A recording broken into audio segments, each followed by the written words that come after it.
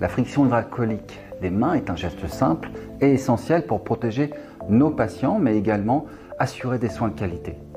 Dans cette vidéo, ce sont eux qui partagent leurs pratiques et leur vécu. Écoutons-les, inspirons-nous et surtout, passons à l'action ensemble.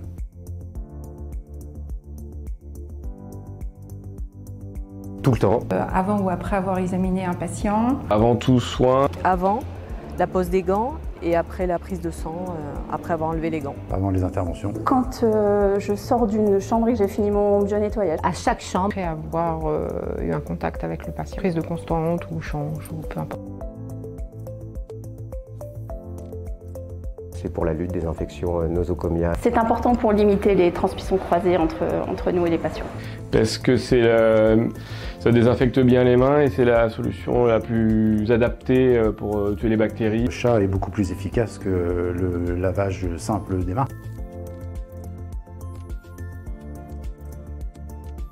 Il faut en mettre suffisamment déjà. Faire pénétrer la solution hydroalcoolique jusqu'à que ça soit bien sec sur les mains. Il faut bien appuyer jusqu'au fond de la pompe pour avoir la dose correspondante. Avoir les mains nues, il ne faut pas oublier d'ôter ses bijoux. Le plus souvent possible.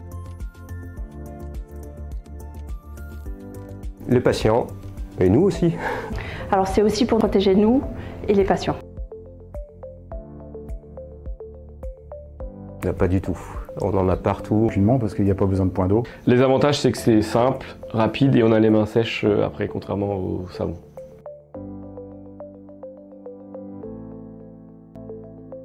Bonne hygiène des mains peut sauver des vies. La première chose qui me vient à l'esprit, c'est rapide. Expliquer tous les risques. Ça ne demande pas de temps et c'est écologique. On n'utilise pas d'eau. On n'a pas besoin de se laver les mains après chaque soin. Pas besoin de chercher un point d'eau ni un savon. C'est la plus efficace.